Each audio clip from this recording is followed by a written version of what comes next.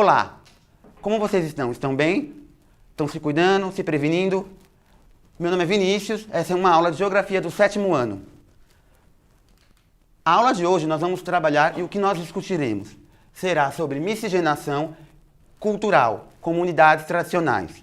Nós vamos trabalhar com os nossos objetivos, que é analisar a formação do povo brasileiro, compreendendo conceitos do que é miscigenação cultural e compreender os modos de vida de comunidades tradicionais.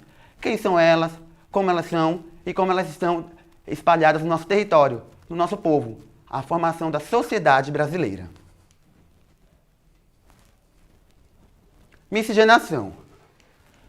Vamos trabalhar hoje com o conceito de miscigenação. Miscigenação, ou mestiçagem, é a mistura de elementos onde nós temos etnias, religiões e uma arte que é vivida por comunidades, por um grupo de pessoas, por uma etnia. Etnias essas que podem ser de brancos, negros, indígenas, quilombolas, ciganos, entre outros.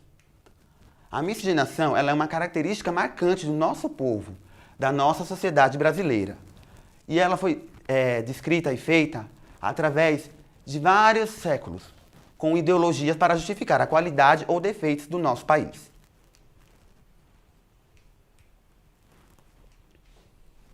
Miscigenação também pode ser uma miscigenação étnica, com as misturas, com os fenotipos que nós temos.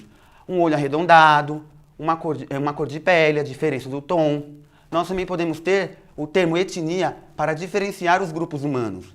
Como já foi dito, os negros, os brancos, os amarelos e os indígenas.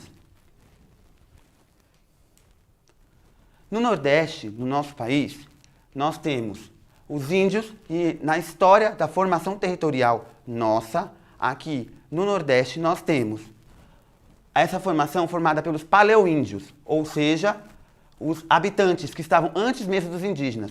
Porque há uma teoria onde o ser humano saiu da Ásia e foi atravessando pelo Estreito de Bering, chegando através do Alasca e descendo a América e se espalhando por toda a América. América do Norte, América Central e América do Sul, que é onde fica o nosso país, o Brasil. As comunidades tradicionais, segundo Eduardo Galeano, em seu livro Veias Abertas da América Latina, nós temos uma citação dele para falar que nós não devemos ter um pré-conceito, né? Um conceito dito de algo. Se você não conhece aquele povo, aquela tradição, aquela cultura, nós devemos o quê? Como o Eduardo Galeano já dizia, a primeira condição para modificar a realidade ou entender como funciona o sistema e a sociedade, nós temos que ter a realidade consistente em conhecê-la. Primeiro nós temos que entender e conhecer para depois julgar ou tentar compreender os modos de vida da nossa sociedade brasileira. Através disso, as comunidades tradicionais, no século XIX, tivemos um elemento que foi significativo para o estudo da sociedade. Por quê? Nas sociedades ou nas ciências humanas, nas ciências sociais, nós temos a geografia, a antropologia, a sociologia, onde nós temos uma sociedade que é, a partir do século XIX, definida para trabalhar esses conceitos do que é essa comunidade tradicional. Nós temos as comunidades tradicionais mais comuns, né, que são grupos definidos por, reconhecidos por formas, organizações sociais que ocupam e utilizam territórios com seus recursos, com a sua produção cultural, social, religiosa e também seus ancestrais e a sua economia voltada para um tipo de produção, para um tipo de costume de se viver, transmitido por uma tradição. Isso é dado com um conceito na Constituição Federal, através da Lei 6.040 de 2007.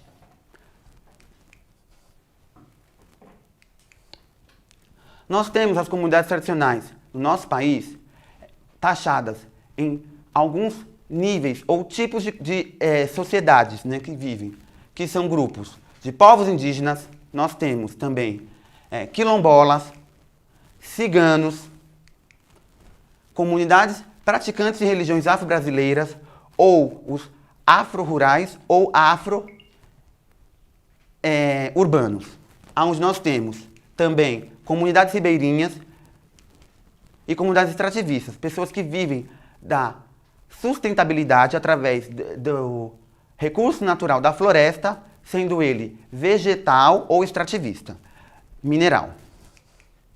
Pescadores artesanais, que se utilizam de uma pesca não predatória da natureza. Nós temos também as comunidades tradicionais comuns no nosso território, em Pernambuco. Você, aluno, quando a gente está estudando e acaba entendendo que os quilombolas, os pescadores artesanais e também os indígenas são os principais grupos étnicos da nossa região, do nosso estado, aqui em Pernambuco.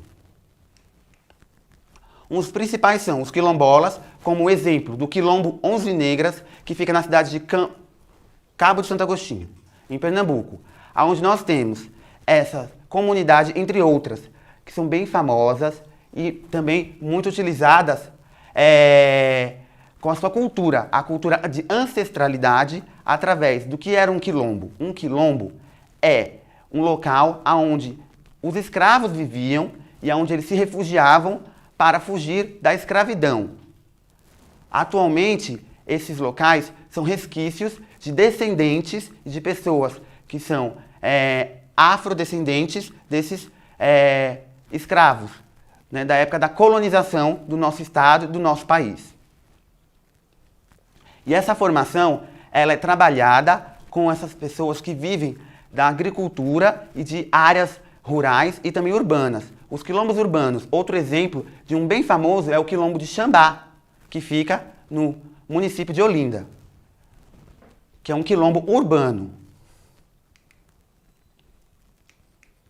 Nós também temos os pescadores artesanais, muito comum no nosso litoral, aonde nós temos a pesca feita de maneira artesanal, sem o uso de máquinas, sem o uso de uma pesca predatória, respeitando a natureza, onde a comunidade vive e se sustenta de uma maneira em harmonia com a natureza, trabalhando a pesca sem ser predatória e sem destruir e desmatar, causando menos impacto ambiental na sociedade e no nosso planeta. E para terminar a nossa aula de hoje, nós temos as comunidades indígenas, que elas são muitas e variadas no nosso estado, principalmente em Pernambuco, né, nos nossos estados do Nordeste e principalmente em Pernambuco, onde nós temos os indígenas das comunidades Pancararu, como por exemplo aqui, que fica na cidade de Petrolândia, no sertão. As grandes comunidades indígenas no nosso estado, elas se concentram no sertão do nosso estado, porque nós sabemos que a divisão territorial do Nordeste, ela está em litoral, zona da mata.